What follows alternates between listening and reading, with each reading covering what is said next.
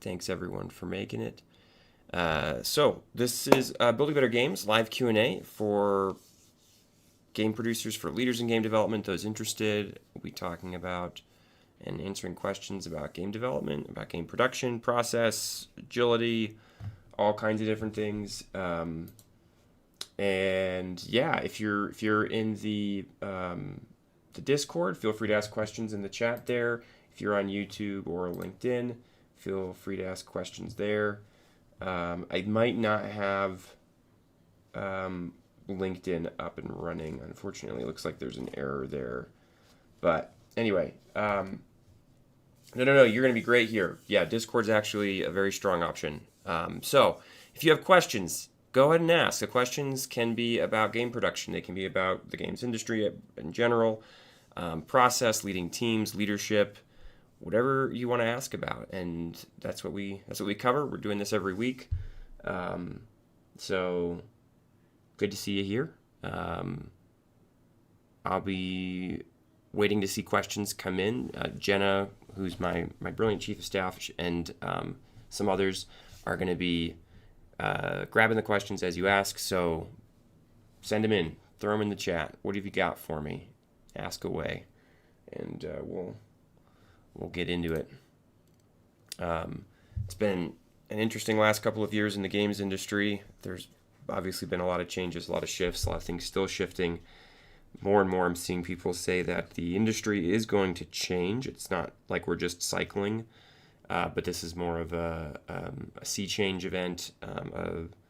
Like the what games will look like in the future is not going to look like what they looked like 5 years ago, 10 years ago, in terms of how we develop, how we think about reaching players. And so, yeah, it's an exciting time. It's also a pretty terrifying time. I saw, unfortunately, more news, another studio, smaller studio, was shut down today. I think they had a game that had been in either early access or beta release, maybe even some sort of live release, but they weren't able to continue, and that's happening a lot still. I think some of it, it's more noticeable now if you're looking for it, because these things get announced more often, and also there's a lot more studios out there trying to make games, and it's just a really tough space. But we do see successes. I played Peak recently. That was a lot of fun, and Rematch. That I had a good time with that one too. So people are figuring out how to break through, and obviously we've got large titles coming out as well, some big ones. GTA 6 is going to define the year next year. And we've also got things like Witcher 4, another round of Call of Duty. We're looking at a pretty packed last half of the year for game releases. So, yeah, anyway.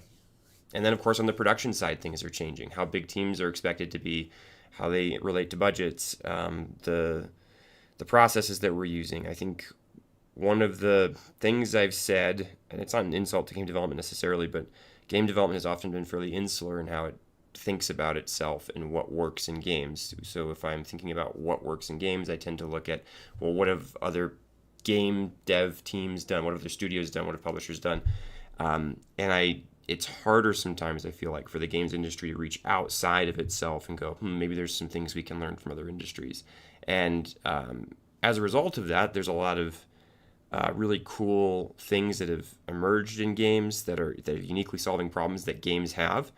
But also, I think we can fall behind, and the way I've described it is it always feels like game dev on maybe the technical side, on the process side, on the way we're organized side, often feels like it's 10 to 15 years behind cutting edge, which is interesting because in so many other ways, games push the cutting edge to the absolute limit. So, yeah, I think that also is contributing to this event that we're having in games, and the fact that I think our industry is going to change. Some of it may be us modernizing how we think about development, how we think about developers and hiring talent and all these sort of things. And there are very bad outcomes there, and there are good ones as well. But all that said, if you've got questions, game production, whatever, I've got a course on estimation. If you want to ask me about estimation, if you want to ask about development, the industry, again, agility, lean, when to use these things, I'll take them. So yeah, and I know we're not live on LinkedIn right now, but that one's a bummer. I don't think. Let's see. Do we have many people watching on? We've got a few people watching on YouTube. I don't want to drop the YouTube stream, which I think I'd have to do to get LinkedIn working based on the multi-stream app I'm using. So, yeah. And if no questions come in, if you don't have anything to ask, I can keep riffing on topics. Even if you just have a thing that you want me to sort of talk about, a topic you'd like thoughts on, happy to provide that. So yeah, I'll wait for questions. I'll wait for suggestions of where to go. I know someone's typing. I see someone typing in the Discord, so I'm wondering if that'll be a question. And looking forward. Looking forward to the questions coming in. Oh, if YouTube is just, if YouTube, maybe I should actually restart the stream real quick. Here, you know what? Let me do that. So YouTube, apologies. I'm gonna cut that stream and see if I can restart it so I can get LinkedIn running. Right.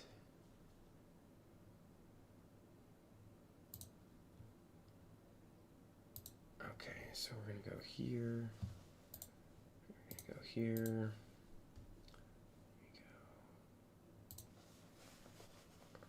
Okay. I think that might work actually. Maybe we won't have to reset anything.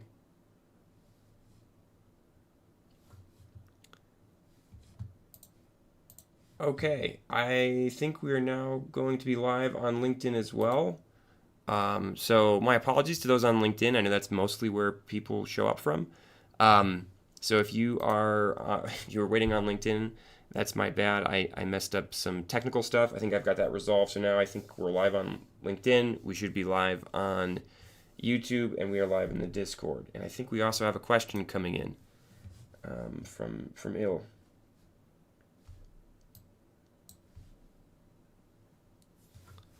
So let's take a look at that. Is there a framework for distilling feedback and problems to a team that has into a question or questions that team leads can understand and tackle? A framework for distilling feedback and problems to a team.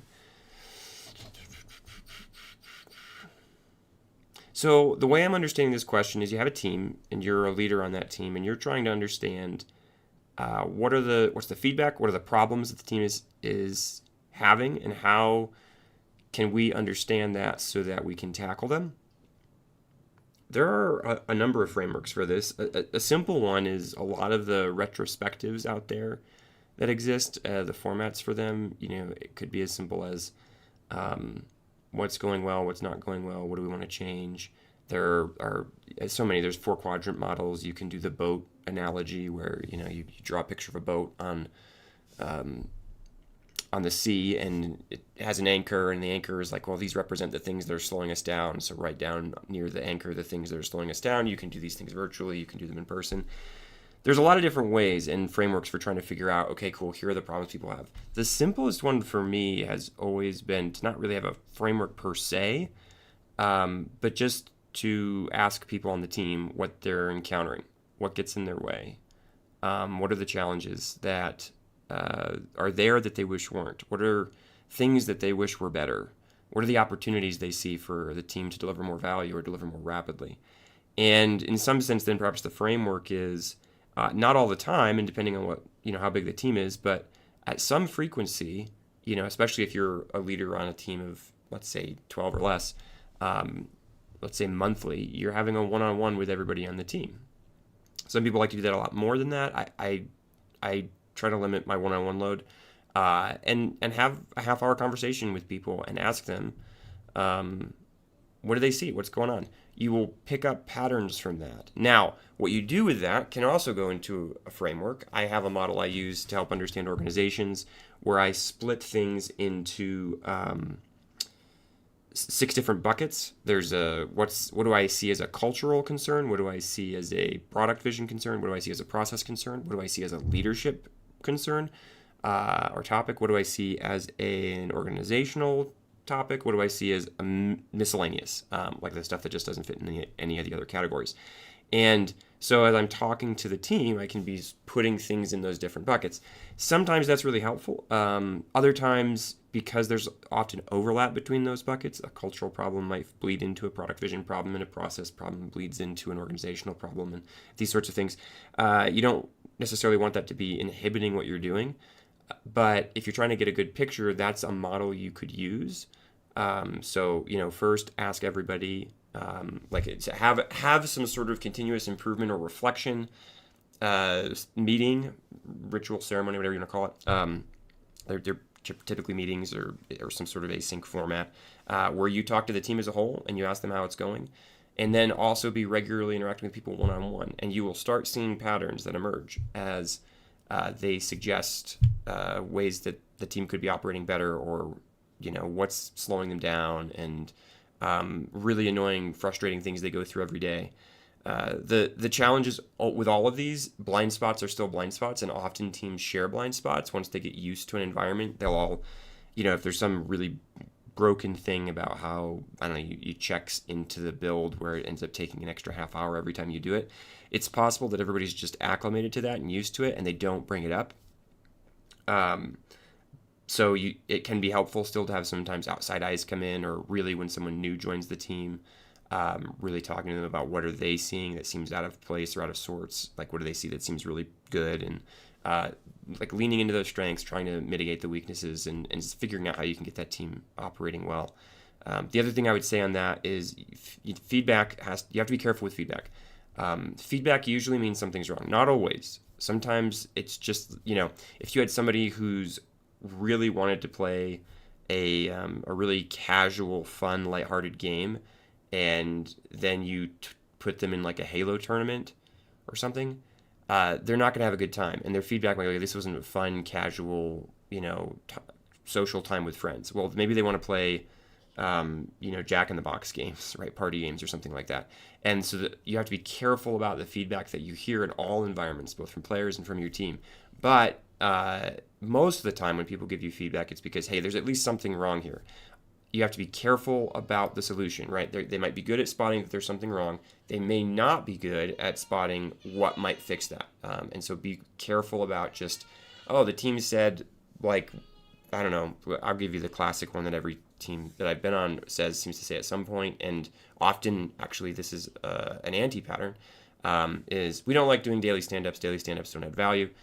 Why don't we remove the daily stand-up? Or we'll make it twice a week or 3 times a week, or we'll make it all async. And usually that is not the right move. Sometimes it is, but usually that is not the right move. Usually what's happening is the stand-ups aren't being perceived as useful for some other reason, and sometimes it's because they're not, and that's worth solving and resolving. But the solution that has been suggested isn't necessarily a great solution, and so if you're the leader on that team, you need to be thinking about things through that lens of, okay, cool, they're identifying the problems, they're seeing opportunities. What does it look like to solve that? It's not that their solutions are always wrong, just be careful. And that applies to taking feedback, like I said, from anybody. Personal feedback, feedback from players, feedback from your team, feedback from the teams around yours. Be wary and thoughtful, because we're really good at giving advice from the wrong perspective, because if I'm giving advice to someone else, I see the world through the lens I see it through, and I have my unique context and experience. They have a different context and experience. I give them advice from my perspective. I say this as I'm giving advice right now, but that's all right. It's Q&A. That's just I'm doing the thing. Take this with a grain of salt. I'll say that. But yeah, if you have somebody, and they are in that different context, they are in that different experience, they have to interpret your feedback, and they shouldn't just accept it, no matter how smart they might think you are and how capable you are in the space that you're operating in. Weight those things accordingly, but be careful. So there you go. I don't know if I gave you a couple frameworks at a couple different layers. But again, first one, just ask the team, and then start collating that data together.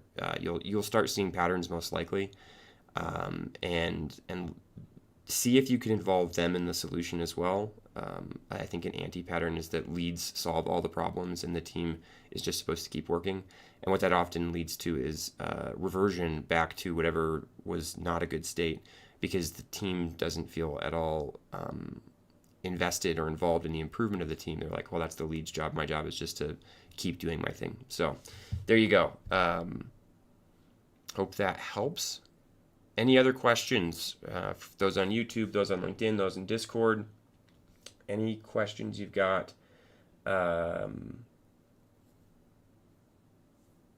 game production, game development, anything in the game space? Happy to take it.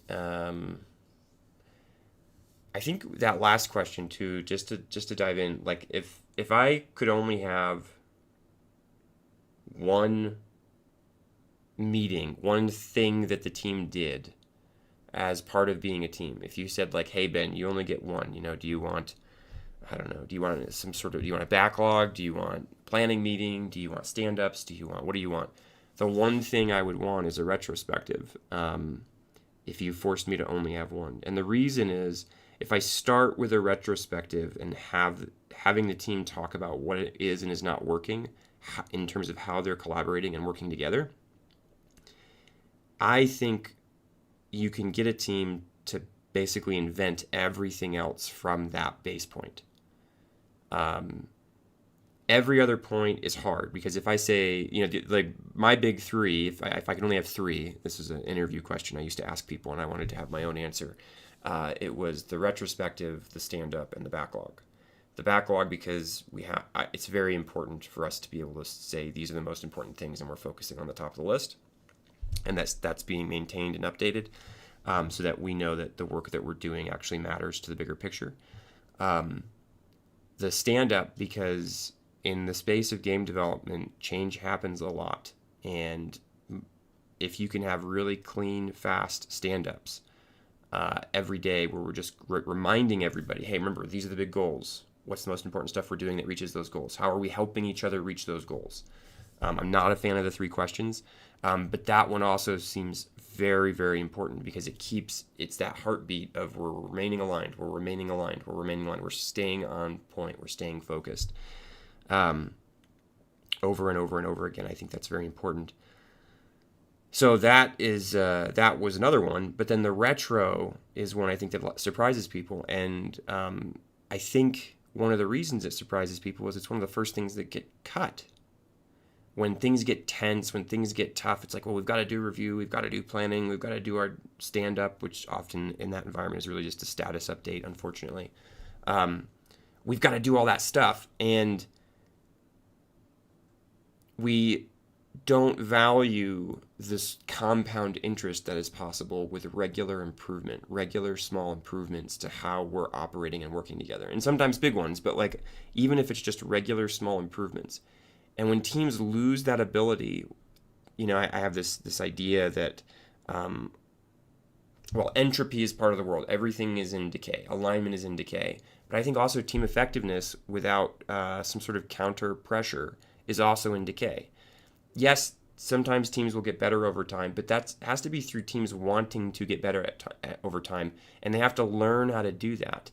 And some teams members will go and do that kind of on their own, and they'll organize things on their own, and that's great. I love it when that happens. But a lot of times when you cut when you cut the retro because everybody's too busy, this phrase I have is if you don't have time to solve the problem of not having enough time, you have to stop. And instead, I think most people just say, like, go harder, drop more meetings, cut more things out of the picture. And it's a trap. It's a mistake. But it's a common one. And it's because, like, right now we just have to get it done. And the reality is we always have to get it done. And what we should be thinking about to some degree all the time is, how do we get it done better? How do we get it done in less time? How do we get it done more effectively? Where do we need to be efficient in a way that would help us really add value through what we're doing, right? Deliver the player experience we want to deliver, or whatever it is we're building. make the tools better. It could be all sorts of things. And so this is one of them. Like, to me, it is the most important thing. And again, the irony of it being the first one that I see teams just go like, well, we stopped doing retros because we're really busy and we're in the last few months, we don't have any time.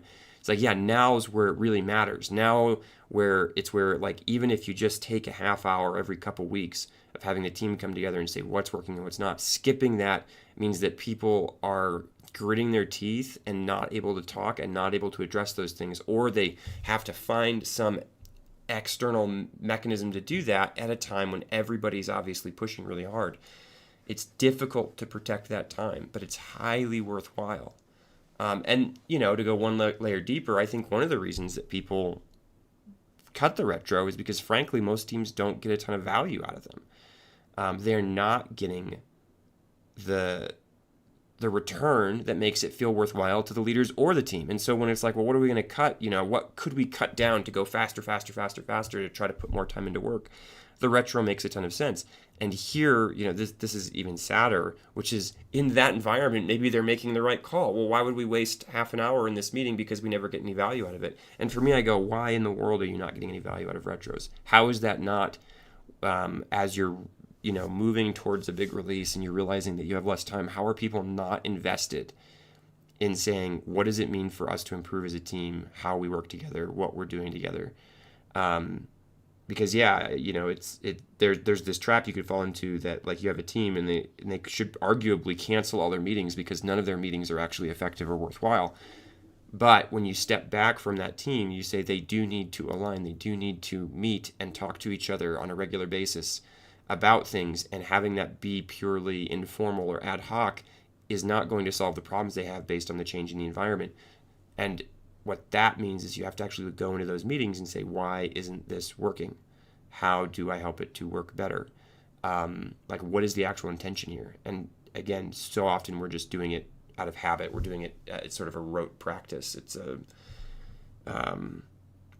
pattern we've gotten into. And so when things get tough, we're like, well, who cares about that pattern? It's not adding value anyway. And I immediately go like, why in the world? Why are these not adding value? By the way, sometimes it's because they're not necessary and they should be cut, and that's totally fine. But a lot of times it's actually, this would be a very valuable meeting if we could figure out how to have it facilitated, well focused, well. I've seen examples of this too, where I've showed up on teams that thought the stand-up was a total waste of time, and they moved it to async, and they were struggling to collaborate, and it was pretty rough. And I said, like, look, if I don't see better collaboration, and I kind of defined what that meant, in the next couple of weeks, we're going to bring daily stand-ups back. And they were like, no, we don't need that. We're going to collaborate, don't worry. And they didn't. And it wasn't that surprising based on a lot of the ways that team was organized. So I brought stand-ups back. They were all a little grumpy. First one lasted 8 minutes, and we were done. And they were like, wait, what was that? And I was like, that's a stand-up. We talked about what's the most important things the team is trying to do, what things fit into that, and how are we helping each other deliver the most important things together. And they were like, but what about, and they, the 3 questions, what about everybody giving their update? What about going through like so much extra stuff, all the side conversations, all the things that really didn't belong in a stand-up? 8 minutes done. And I got them on that pattern. And within, I think, a couple of months, I had them facilitating the meeting on their own. Like, we would rotate through who was facilitating it. And a couple of months later, I didn't even have to be there. They would just do it on their own. And because they could see it as valuable. What's interesting is once they got to that end point, they'd learned how to collaborate, and they probably could have removed the stand-up and started handling it more informally. But they left the stand-up in because it was that heartbeat, that daily heartbeat for them. So anyways, it's an interesting example of going from, this is ineffective, so of course we don't want to do it, and it's easy to cut it, to this is something that we should keep doing, that is adding value, that we should try to get better at. And so anyway, I'm talking about processy things. If you have questions, feel free to jump in. I'd love to hear anybody's questions about game production, game development, games industry, leadership, process, agile, lean. Heck, we could talk about waterfall. We could talk about pipeline development, content pipelines. If you have questions about any of those things, just let me know. Yeah, first time we're doing this on the YouTube side. I know on the LinkedIn side, I messed up on the scheduling, so we might not have the people that would have shown up then because I just moved it an hour earlier all of a sudden. But yeah, feel free to kick out some questions. I think maybe we've got some coming in from the Discord, so I'll be looking forward to those. How do you create accountability for leads? Okay, so this is there's a lot of ways to interpret this question. Actually, since you're on Discord, I'll just ask. Do you mean you're like the main leader on a team and you have like discipline leads around you, and you're trying to create accountability for the leads that are part of your leadership team? Or are you a layer above and you have leads on teams? So like you're at a team of teams layer and there's leads on teams, and you want to create accountability for those leads on teams to report up to the team of teams layer? Or is this you're like an IC on a team and you have leads and you're trying to create accountability for them? So what's the, if you could just give me the more specific, like what's the circumstance? Where are you in the system? And where are these leads, and who's creating that accountability? Ruben, hey, good to meet you. Okay, while we wait for that answer, I'll just check out, see how everything else is doing.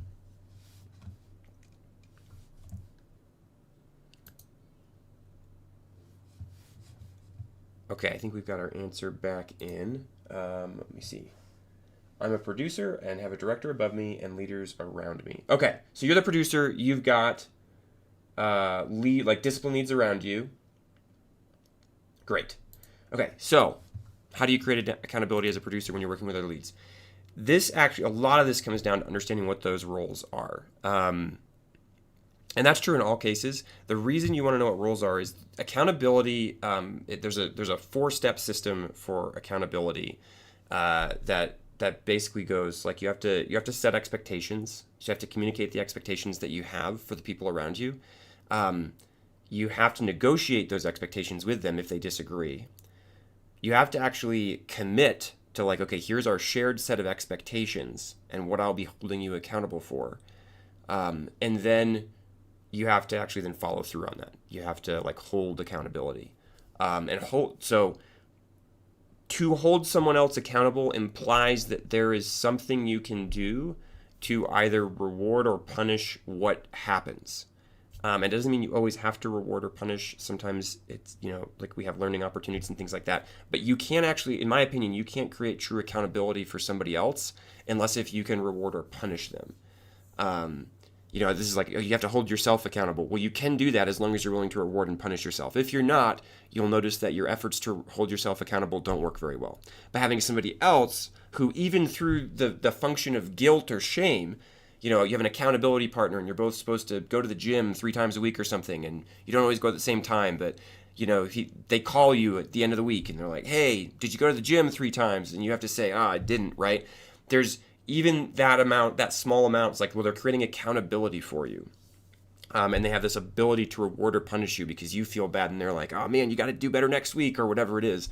So it's helpful to have an accountability partner for a lot of things in life. And if you have an accountability partner who always just is like, don't worry about it, man, it's fine, do better next week, no worries, it doesn't actually work very well. You have to have somebody who's willing to actually say like, hey dude, what's wrong? Like, why isn't it going well? And now they annoy you or shame you or whatever it is. I'm not telling everybody to go out there and shame people, but like you hopefully understand what I'm saying. They create pressure for you to like, hey, I'm going to try to do better next week. Now, there's balances of all that. If you're overstressed and all these different things, like there's a lot of psychology that's involved with all that. But I'm just using that as an example. You have to have the power to reward or punish in some way, shape, or form in order to hold someone else accountable. So for you, first question I would have is, what is that as a producer? Do you actually have that? If not, then you're partnering with them and hoping that they do the right thing. You can still set expectations. They have no reason to follow those expectations. And maybe you can't create any of that. In this case, you've got a director above you. So it may be that the director actually has to hold everybody accountable if they don't see you as somebody who is there to hold them accountable. I operated on teams where as a producer, I was considered the leader of leaders, if that makes sense. Like we were a group of leads, but there were a couple of us. The producers were leaders above, in some sense, above the other leaders, and so they were accountable to us, and there were consequences we could create inside of that system, positive and negative, for people when they did or did not do what they were supposed to do. All that said, so now that we understand that accountability, you require some amount of ability to create reward or punishment inside the system. Next thing is, let's go out, walk through those steps, the expectations, right? So first we're going to say, okay, cool. What are the expectations we have? A lot of times for leads that are co-leads over a team, that looks like understanding what the roles and responsibilities of the different individuals are, and saying like, okay, cool. Like your discipline leads, what are the shared things you have? You're the art director for this team, or you're the art lead for this team. What are your specific responsibilities? And how are we evaluating whether those things go well or not? This doesn't have to be a really, really long process, but you want to have a conversation where you're asking each other as a group, really, but you, especially as the producer who's holding these other leads accountable, this is my expectation for you.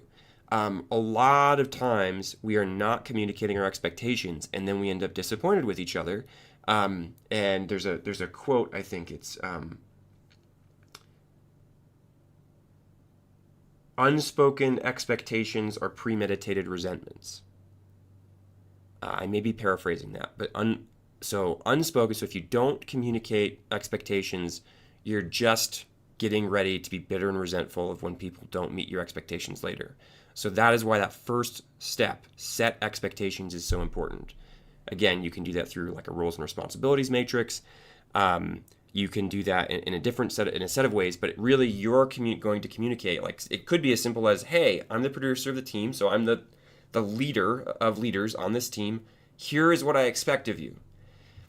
A lot of times this step doesn't happen, and so people end up disappointing each other, and then accountability looks like, hey, you didn't do what I wanted you to do, and the person might say, like, you never told me what you wanted me to do. Yeah, well, whatever. I have the ability to reward or punish, so now you're punished because you didn't do what I wanted even though I never told you. That's what I want to avoid.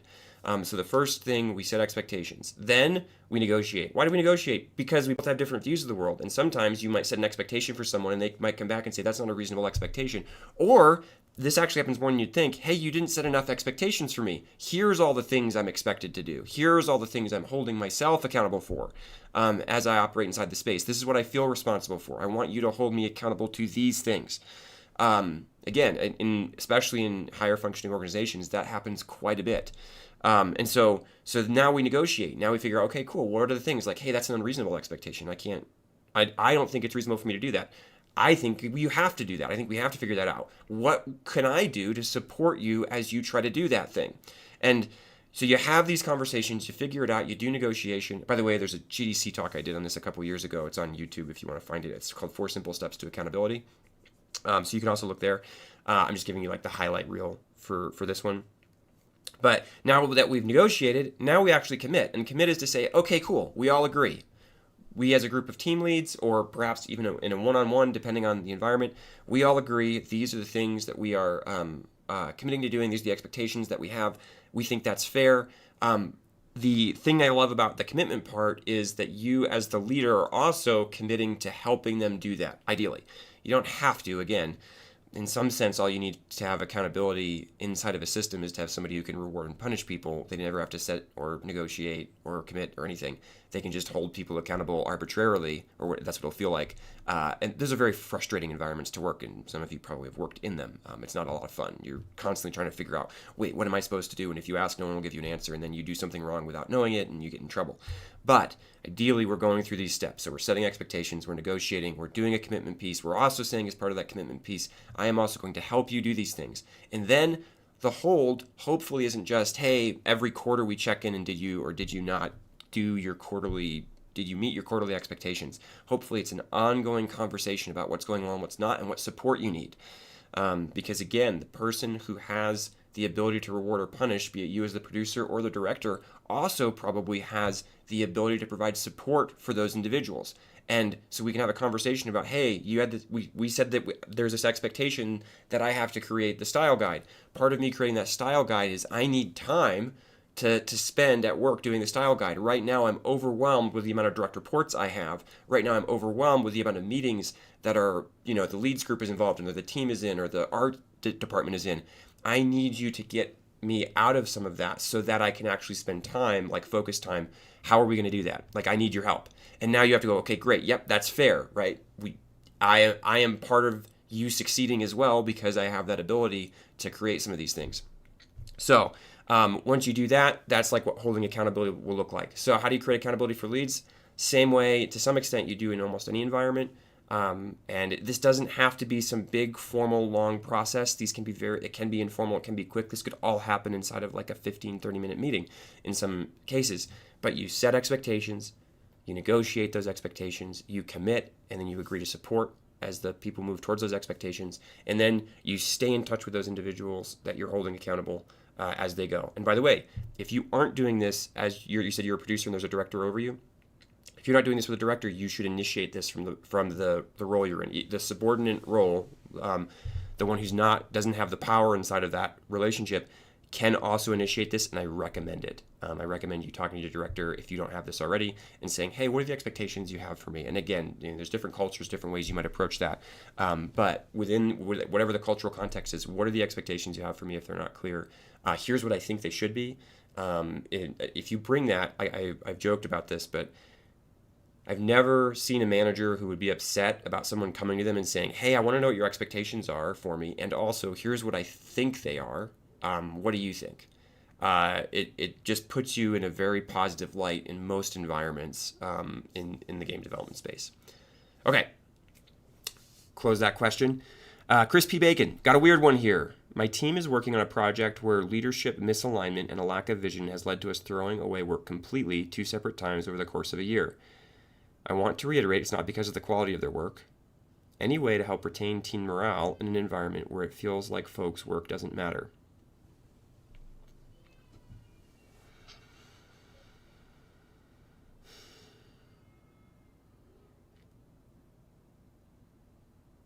I'm trying to put myself, if I was in your shoes. So the real issue here, you nailed it right at the start. If we have leadership misalignment and a lack of vision, and that's leading to the discarding of work, one of the risks is that we're doing work and we're not even learning the right lessons from it. The only thing we're learning is that we're misaligned. That is still valuable if we act on it. But if that is a problem, if we have like a senior leadership, whatever senior leadership means, it might just be a small team, and that might be just, the 3 people at the top of a 10-person team or something. Whatever that looks like. Leadership misalignment, it's the death knell. And that, by the way, is reflected in the team morale going down because people start picking up on this. Oh no, my leaders don't know what to do.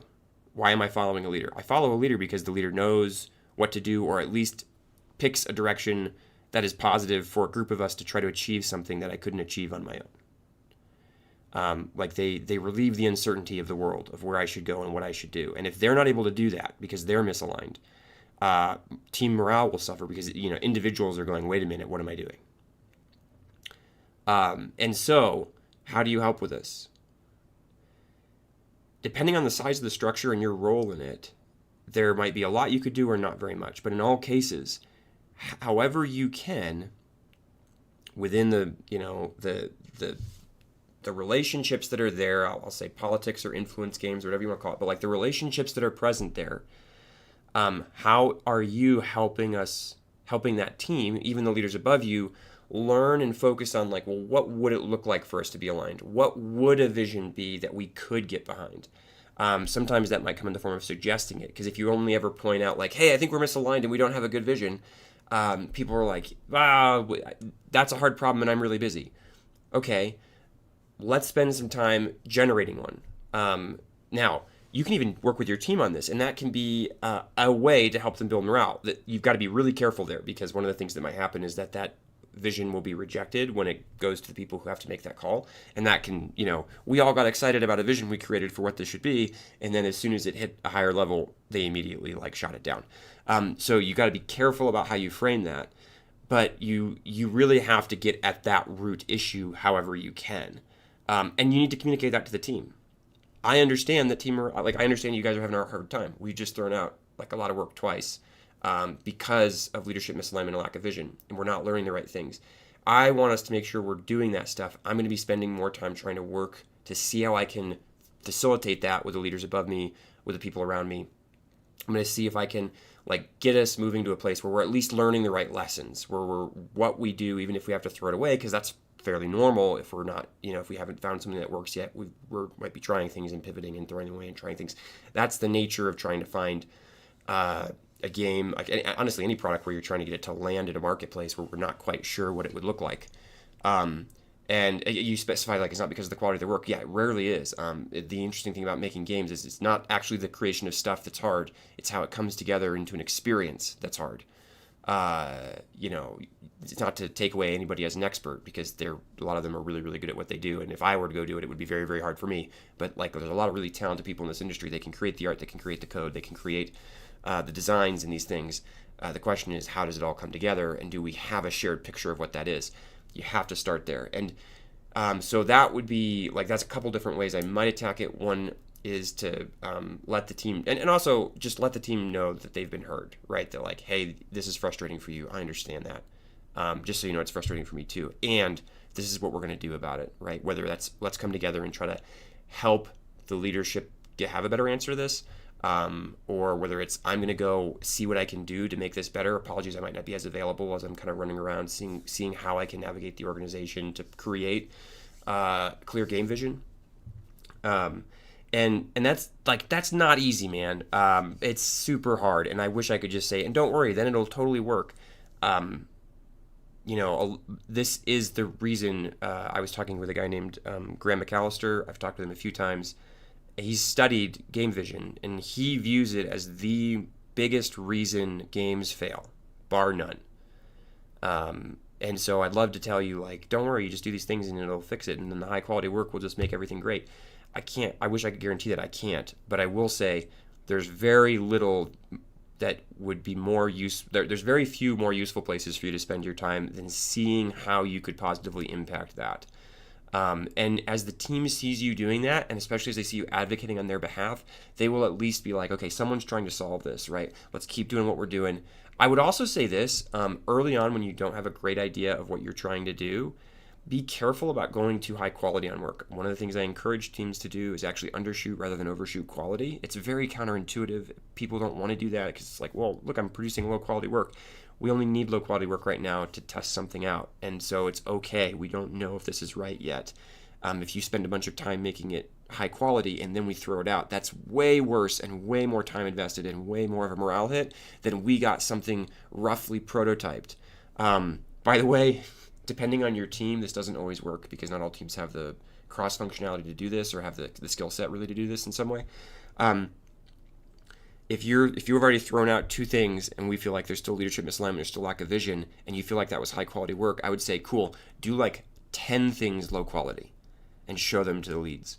And see like, look, hey, cool, we realized we didn't know where we were going, so we created a bunch of prototypes that they don't go wild and random, but like that seem like they're in line, but here are 10 different low quality things that we can create that maybe we can learn from, that maybe we can like mess around with and play with, and maybe that will help us understand what we feel like the aligned game vision is.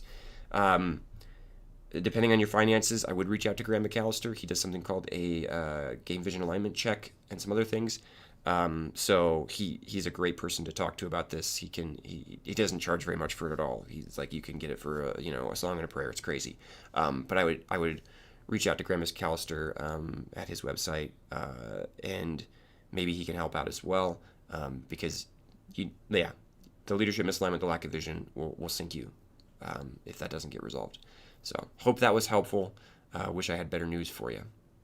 Ruben, do you think the producer position will be affected by AI? What is the future for producers in your opinion? For the first time, I'm facing 6 months looking for a new opportunity. I'm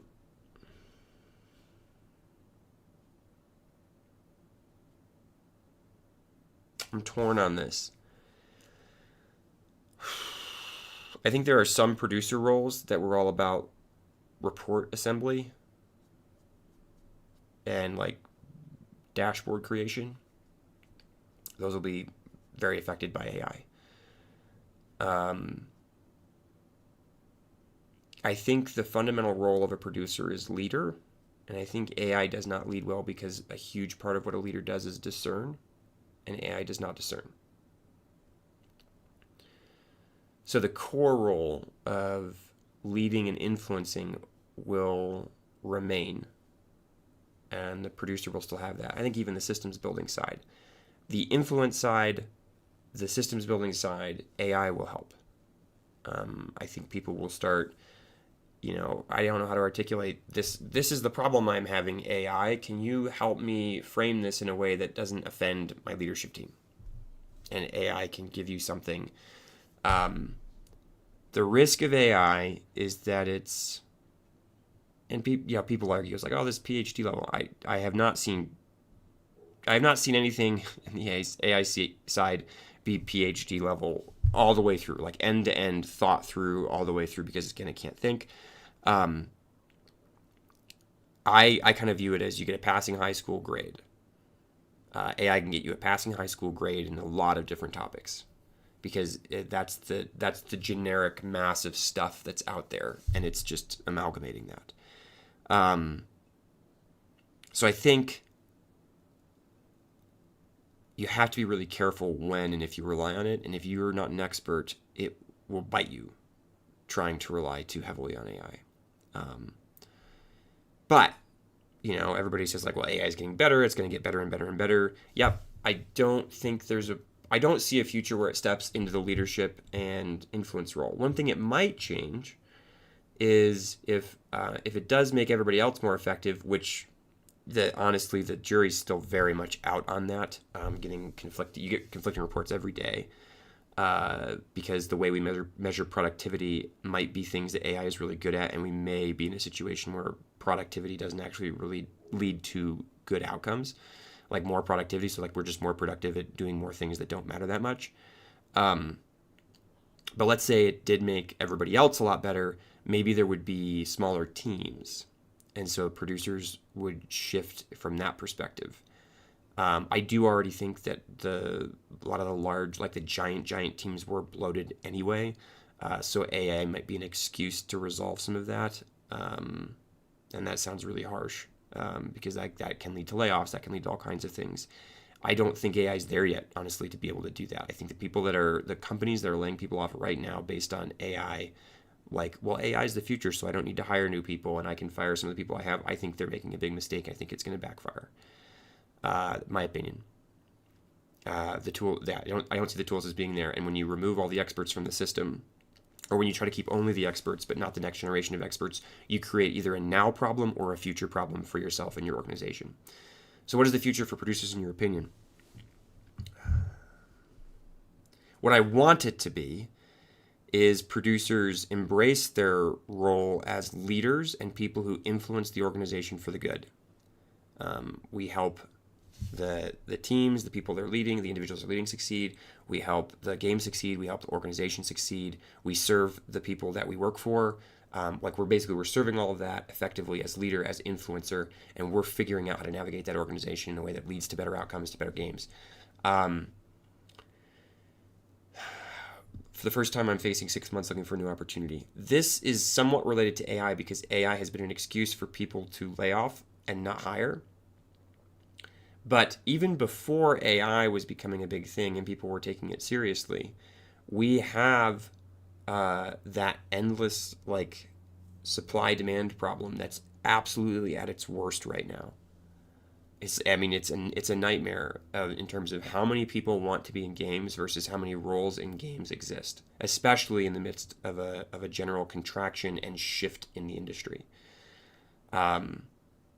With an undefined end state of that shift right now, right? We don't know, I don't think this is just a cycle down, as I said earlier. This is not just a cycle down and we're going to cycle back up, because that's the way markets work. I think there's truth in that, but it's like what the games industry will look like going forward, it will be different from what it looked like 5 years ago. So AI has this role to play in that I think it's corrupting some of the decision making around hiring and layoffs. But I think a lot of it is just there's a lot more people that want to get into the industry, and so what that enables is companies to be incredibly picky and incredibly specific for what they're doing. So yeah, I really haven't answered the question, what is the future for producers in your opinion? And man, it's a tough one. I could see like very bad things happening. I could see a world where in my conversation with Trent Custers, he mentioned that is the games industry moving towards a world where no one should expect to have full-time employment, that we're all just contractors, similar to how movies work. And so a producer would do in that environment is kind of be like what an outsourcing manager or an outsourcing producer does right now, which is, okay, I'm hired to help this project succeed. I go out and I find, the different outsourced talent, the different contractors, the different freelancers, the different studios, like small, sort of bespoke, like VFX studio or something like that. I find those people and I bring them all together. So we build the game and I run the planning, and it's more of a classic project management role. I really hope we don't go that way. I think games will suffer for it, and by extension, players will suffer for it, because games are not like movies in a lot of ways. And I think that would lead to a lower success rate for games and worse games for players. And we're out here to serve the players. So yeah, I don't want that to happen, but I could see it happening. The other one is you have sort of a split. And an example of this actually from the movie industry is, like, for a while there, Pixar didn't operate under that model. They had groups of people that worked together for long periods of time and were hired full-time into that company. They didn't use the sort of, I'm just, pulling in a bunch of freelancers or contractors or whatever. I think you might see a split in games where some studios and publishers move towards the world of, we're going to hire talent and hold it together and hope that helps us succeed. And I believe it will. I think it will increase their odds of being successful, but it'll be a little bit more expensive up front. And then you have other studios that are going to pare down and pare down and pare down and try to outsource more and more and more and more and more. And I think that what a producer does in those two environments will look very different. One will be more like this, the leader who's helping set up the process and is watching the culture and is influencing towards the good and helping people stay on target and all these sorts of things. And the other will be more like a project manager running a bunch of contractors to make sure all the work gets done. And you could see hybrids of that, blends of that. Like, you've already seen some of that where teams are like, well, we've got a core of people that we've hired and there's a producer there, but they're also working with the outsourcers or the outsource teams like the contract dev. And there's nothing wrong with contract dev, by the way. I don't mean to, hopefully nobody interprets what I'm saying as that. I think actually contract dev has been very important the whole time games have been made and will continue to be. And it's very helpful because then you don't have to hire a bunch of people at key times when you need a bunch of people and then, like, crap, what do we do with all the people we just hired?